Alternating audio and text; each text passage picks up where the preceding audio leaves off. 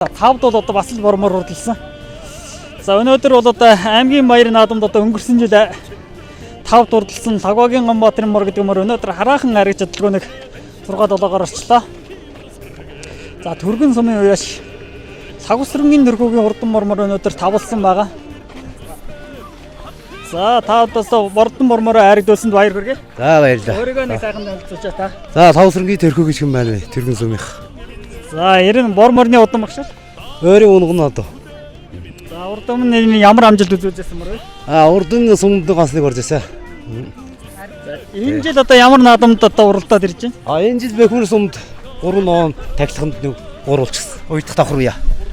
Харин дэрч. За одоо Улаангом сум нийт одоо 92 жилийнхээ ог тэмдэглэж байгаа Улаангомчуудаа хандаж нэг баярын нотын сэтгэлээ хэлж та. За бүгдэнд баярлалаа. Сайхан нацаараа гэж. За өшөө олон наадамаас ариг төрөх хүртээрээ. За баярлалаа.